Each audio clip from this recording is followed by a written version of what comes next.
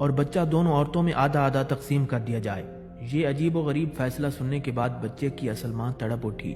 بے قراری کے عالم میں اس نے رو کر کہا، نہیں نہیں، یہ بچہ اسی عورت کا ہے، اسے دے دیا جائے۔ حضرت سلیمان علیہ السلام نے ممتا کے جذبے سے سرشار اصلی ماں کو اس کا بچہ دلا دیا۔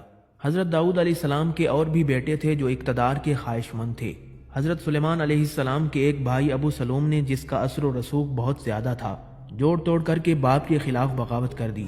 بغاوت اس زور و شور کی تھی کہ حضرت داؤد علیہ السلام کو یروشلم چھوڑنا پڑا۔ باپ بیٹے کی فوجیں آمنے سامنے آ گئیں اور نہایت ہولناک جنگ ہوئی جس میں ابو سلوم مارا گیا۔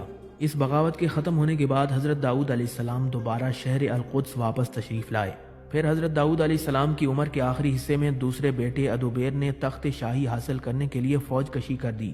ان دو بغاوتوں کے بعد حضرت داؤد علیہ السلام نے وزیر اعظم اور اراکین سلطنت کے مشورے سے حضرت سلیمان علیہ السلام کی تخت نشینی کا اعلان کر دیا۔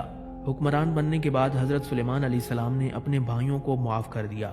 حضرت سلیمان علیہ السلام نے دعا مانگی، اے میرے پروردگار، میری مغفرت فرما اور مجھے ایسی بادشاہی عطا کر جو میرے بعد کسی کو بھی میسر نہ ہو، بے شک تو بڑا عطا فرمانے والا ہے۔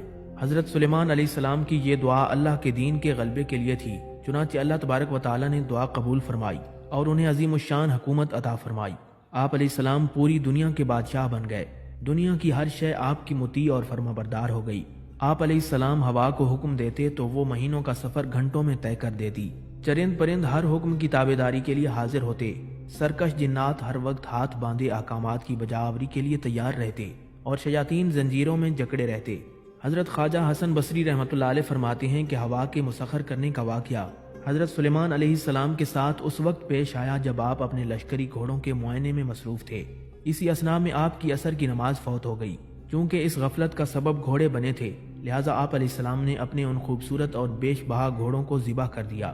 حضرت سلیمان علیہ السلام نے جب اپنی سواری کے جانور قربان کر دیے تو اللہ تعالیٰ نے انہیں اس سے بہتر سواری عطا فرما دی اور ہوا کو مسخر کر دیا۔ ناظرین، حضرت سلیمان علیہ السلام اراکین سلطنت اور لشکر کے ہمراہ تخت پر بیٹھ جاتے اور جدھر آپ کا حکم ہوتا ہوائیں اسی طرف اتنی تیز رفتار سے لے جاتی کہ ایک مہینے جتنی مسافت صبح سے دوپہر تک ایک منزل میں طے ہو جاتی، اور پھر اسی طرح ایک مہینے کی مسافت دوپہر سے رات تک طے ہو جاتی۔ ابن ابی حاتم نے حضرت سعید بن جبیر رضی اللہ تعالیٰ عنہ سے نقل